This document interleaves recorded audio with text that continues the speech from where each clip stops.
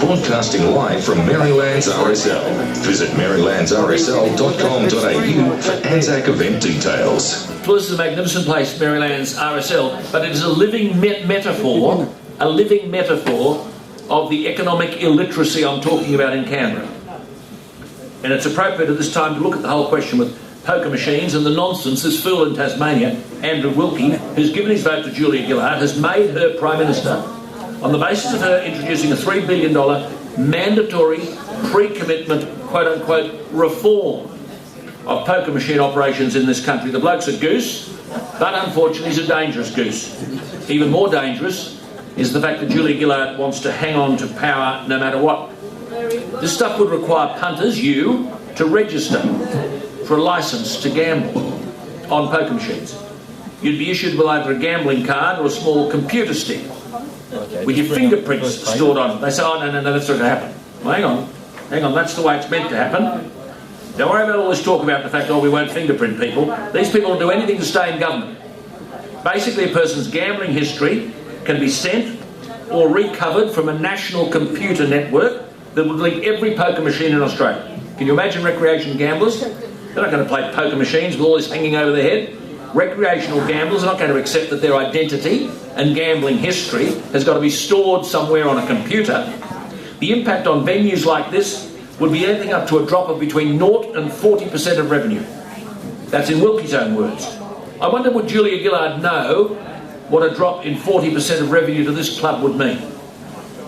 To the clubs of this new state, New South Wales, billions of dollars. A 40% reduction in revenue in New South Wales would cost 12,000 jobs. It would reduce the state's wealth by 820 million. It would reduce the state's taxes by 200 million. And there's no evidence that this technology would do anything to solve problem gambling. But once, of course, the Wilkies of this world have killed off poker machines, what next? Horse racing? Sports betting? Trading on the stock market? That's gambling. Clubs are the heartbeat of our community. They've already donated $900,000 to the Queensland clubs alone. Where does that come from? New South Wales. When Anna Bligh was asked what would be the first building rebuilt in Queensland, she said, the Goodna Leagues Club. Because she said, this club is the absolute heart of Goodna. I mentioned some weeks ago the Yorong Creek Bowling Club in central New South Wales. Under this scheme, by 2014, it would have to be linked to more than 10,000 clubs, pubs and casinos across the country. The club has 4 5-year-old poker machines. Due to their age, each would have to be replaced at a cost of $25,000. Then they'd have to buy a system at untold cost to link this little outfit to Melbourne's Crown Casino, Sydney Star City Casino, Gold Coast Jupiter Casino, even Perth Burswood Casino, because everyone knows that problem gamblers will do anything, they'll all have a bet, so that's all got to be joined up. And the anti-gambling lobby came up with the idea of a fingerprint scanner, which would be unique to each Australian and would require the player to plug into a poker machine to activate it. And the stick would record all your gambling data. And if the limit were $50 or so, block them from playing again for 24 hours in any venue in the country.